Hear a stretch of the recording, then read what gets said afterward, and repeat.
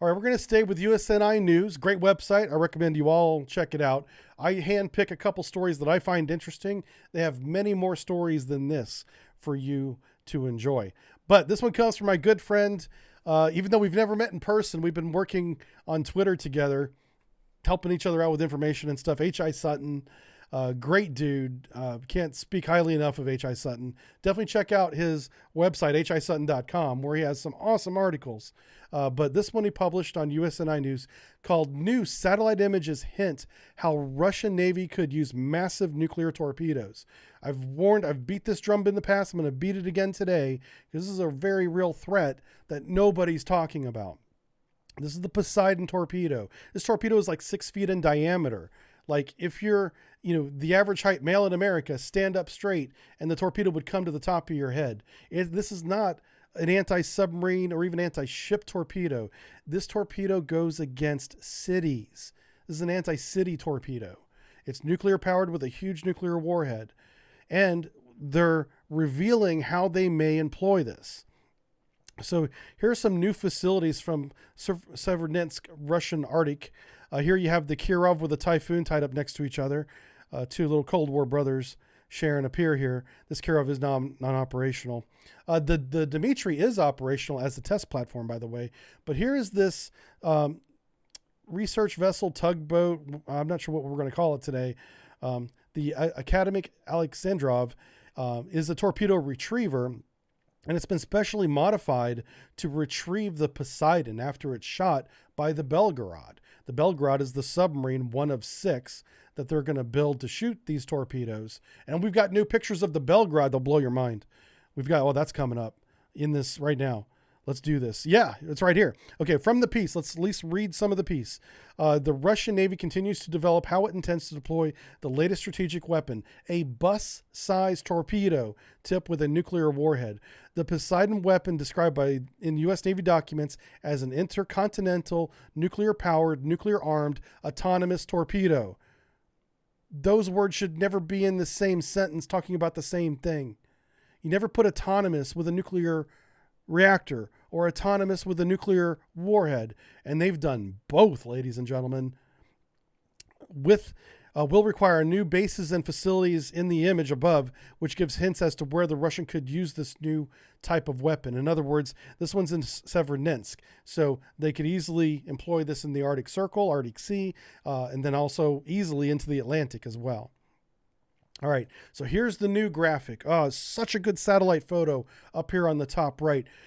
You can see the open torpedo tube shutter doors are clearly visible from this February 10th, 2021 satellite photo that shows the Belgorod doesn't have one torpedo tube like we thought it did for these new Poseidons. It has 2 of them, one port, one starboard. It can hold it can hold 6 of these torpedoes internally. That hasn't changed. We know that, but it has double barrels that are 7 feet in diameter to shoot these weapons. Now, this is a multi-purpose submarine that can support a scientific mission as well as one of the most destructive naval missions yet to be employed on this planet. It can also support mini submarines. These deep diving mini subs can dock with it with this universal dock. Subs like the Paltus and the Uniform. Uniform is now gone, I believe. And then the new one, the Le Chariq, can dock right here. Unmanned autonomous vehicles have its own hangar just aft of the sail. This is not new. We've talked about this before, but it can launch these weapons, or they're actually seismic sonar autonomous vehicles where they map the bottom and find minefields and stuff like that. But they can also do civilian uses where they can map underwater cable runs because it's a high frequency, high resolution sonar on this UAV. It goes very slow, but this UAV has an autonomous range or endurance of approximately 90 days. That's 3 months before it needs to come back or be retrieved somehow. Behind that is the Deep Sea Project 18270, which is DSRV, called the Bester. They can also, on this cradle, instead of this, have a portable, self-contained, autonomous nuclear reactor that they put on the bottom of the ocean. That autonomous nuclear reactor can provide electricity to anything that they couple with it. like a SOSUS array, which is what they're doing in the Arctic. I made a YouTube video about it about a year ago. Maybe we should cover that sometime on this. This is a very dangerous submarine that's operational right now. It's irresponsibly dangerous. Okay, the satellite images taken from Maxar earlier this month provided the USNI News confirm that a special purpose ship, the academic Alexandrov, is using the facility. The vessel appears to have the Poseidon Brown related to surrogate load aboard. In other words, it's already retrieved it.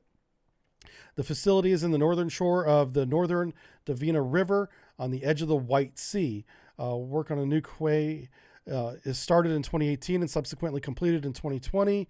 The quay is what they're looking at here. This is the quay. This is the quay wall. This is all new construction, is what they're saying. All right, the Poseidon represents a new category of strategic weapon, reading again from the piece, and changes the shape of the nuclear threat.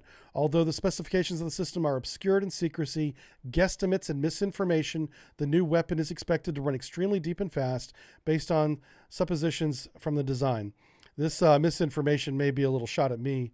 I have made my own guesstimates with which Mr. Sutton quietly and politely disagreed. So me and him... He says I overstate the threat. I think I might understate the threat of this weapon system. The system will be carried by a fleet of new host submarines designed to field these torpedoes, I think he's meant to say here. The first of these is the K-329 Belgorod, which is already at sea. Is currently based across the river from the new pier. The submarine is undergoing sea trials still. That's true. And currently rigged for sonar calibration. Okay. The second Poseidon-carrying submarine is the Khabarovsk and is under construction nearby. They're going to build ultimately 4 Poseidon submarines. That's down from 6. So they're going to build 4 of these. So Khabarovsks and then 2 more, and I guess they're done. The latest I heard was it was 6. But those numbers change all the time. So we're going to go with 4 of these submarines that can carry these.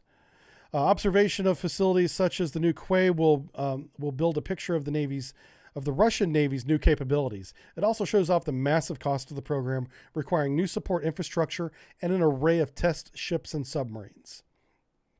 Yeah, and that's the weapon, inside of a tube, a sleeve, or some kind on a crane there. That's crazy. What do you guys think of this? Will these docked vehicles be capable of redocking? Oh, yes, they sure will. We'll get to that. We're coming up on that. Embassy Clark says, oh boy, can't wait for next year moment when the lone torpedo man is the reason for the nuclear torpedo isn't fired based on incorrect orders. Yeah, I would love to be wrong because my version of this weapon, my envision of its capabilities, my guesstimations are apocalyptic. They are. And I'm not an apocalyptic person. I'm a very positive person. I usually have a bright and sunny outlook on life and reality. And this, my friends, this is horrifying.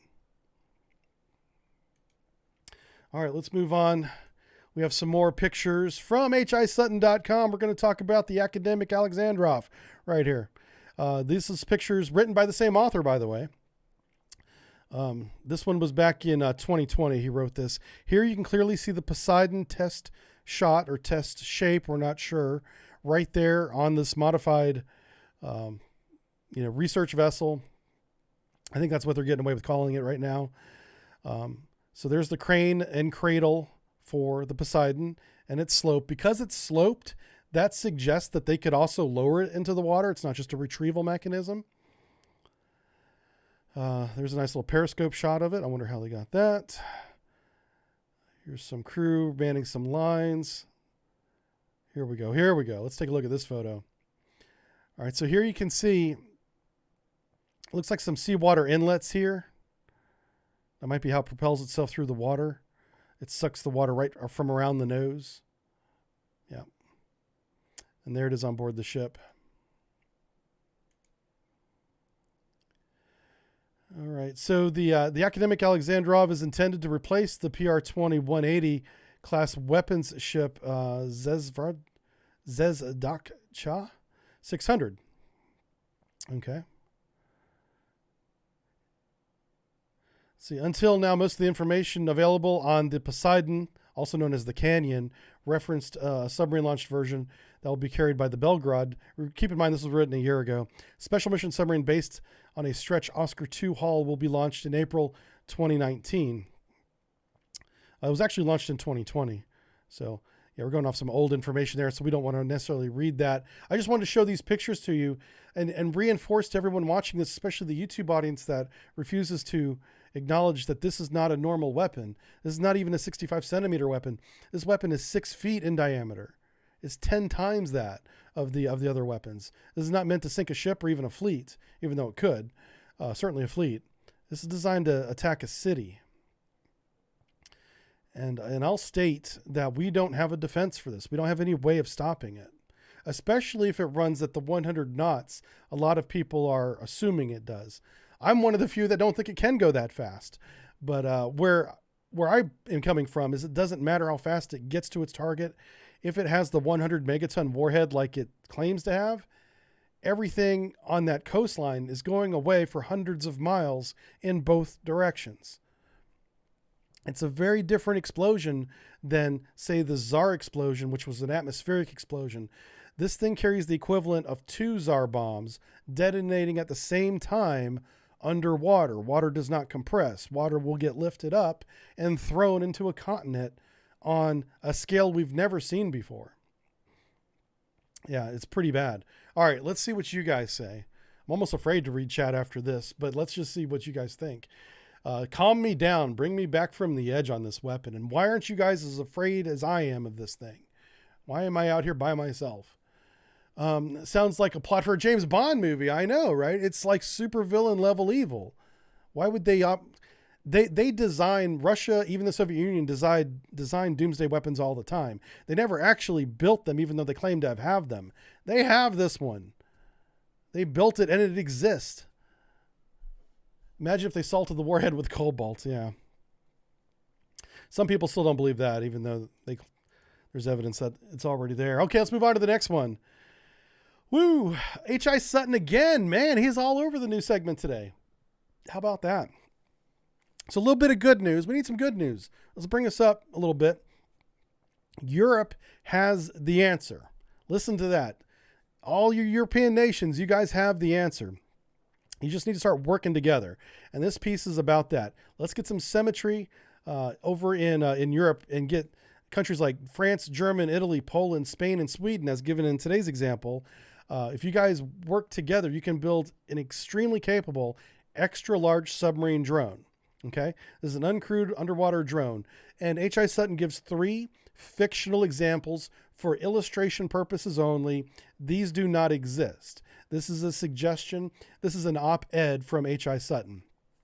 That if we took France's mass technologies and combined it with Sweden's, Stirling engines, great batteries and weapons and ROVs, we could have this large-scale uncrewed underwater vehicle. Or you could go another way. Take Italian technology for its mast and surveillance, including their heavyweight weapons. Include some Spanish mines and German batteries with an air-independent drive, again from Sweden or France, and you would have a great large underwater vehicle.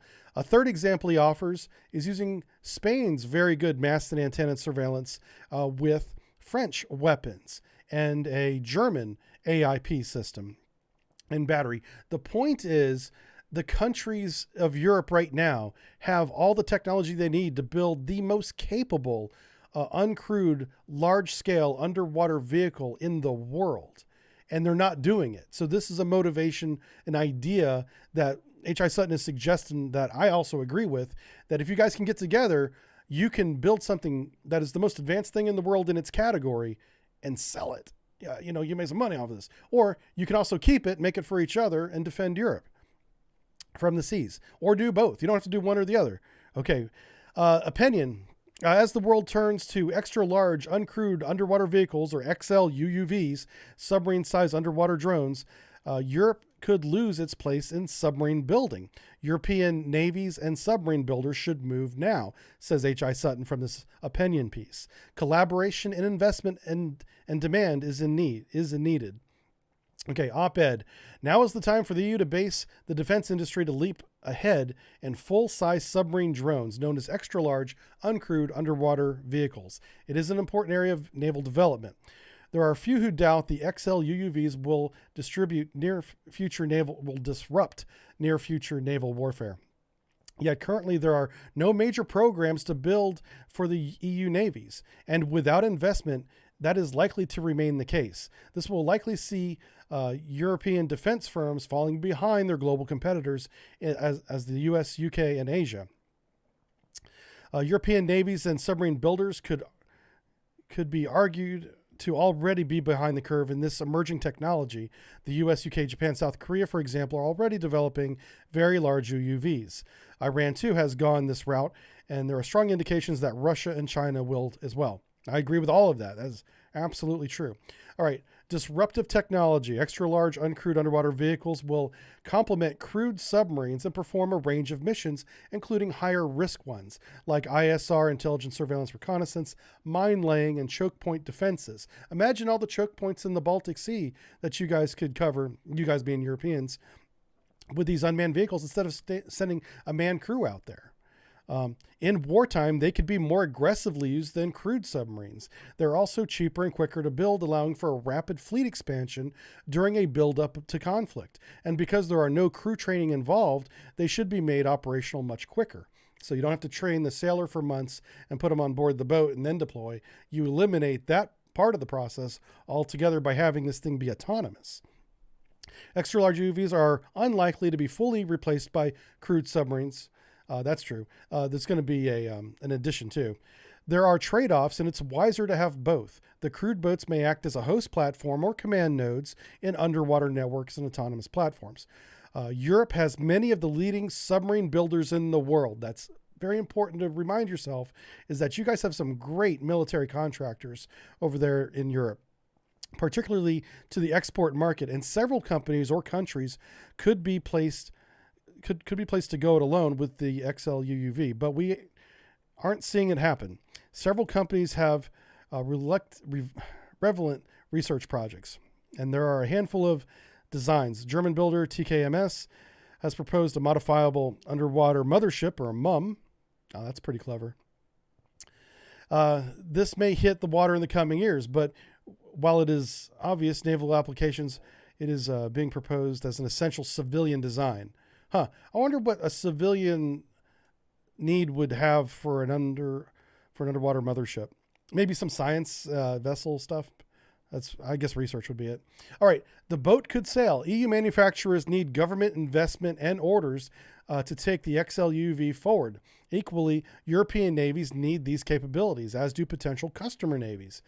These expensive and ambitious emerging technologies feel within reach today, but in 5 or 10 years, if Europe is paying catch up, the time may have passed. In other words, do it now or don't bother. You guys have a chance to take the lead on this. You could both make a lot of money and also make your Navy better. There is only so much company-funded research and development without orders can achieve. In the coming years, the global capabilities in this field will be measured by drones in the water, not glossy brochures. Joint funding and collaboration, like the European Defense Fund, EDF, may offer a way to overcome the strategic disadvantage. Yeah, if you don't do it, it would be a disadvantage. Yeah. Anyway, really good piece by H.I. Sutton, encouraging, European military industry to work together. Use the technology you guys have now so you don't have to spend more time completing your XLUUV. You can work together to build one today. All right, what do you guys think about this? Seawolf says unlimited endurance. Oh, that's going back to the Poseidon was unlimited endurance. Yes. Not technically unlimited, but really long endurance. Would underwater AI control subs put the nuclear first strike via manned subs out of a job? I don't know, and I hope not. I would never want attack decision-making to be made by a computer, but we already saw that happen. Where was it? I think it was in Turkey. There was an example that we put out a few weeks ago, and I don't remember where it happened, where the decision to kill, it was a Russian autonomous wireless vehicle with a chain gun on it in Syria. That's where this happened. And the robot decided to engage a platoon of infantrymen basically on a ridge across a valley from it with this large caliber chain gun, and absolutely decimated the platoon. So with that precedent that happened in 2021, this year in Syria, we've already crossed the Rubicon on letting AI determine lethal force. The Russians did it first. It's already happened, sadly. All right. You guys are also saying this is like the Eurofighter where you could combine the parts of different nations. I agree with that. Trash Politician says pretty much every joint military project with EU countries has fallen apart. Sadly, I think you're right. Here's one that could work. They just need to work together to make it happen. Will they do it? I don't know. They need a reason to, whether it's a top-down mandate from the EU or from one of the nations, or from the bottom up from the Navy side saying we need these. One of those things must happen, preferably both, and they'll make this work. Tinker says with unmanned subs, there'd undoubtedly be a need for them to communicate with data links. That's a great point. Can they be detected through these electromagnetically? No, because the data link submerged would be in a lower frequency than RF. Yeah, you're not sending RF through water. Not happening.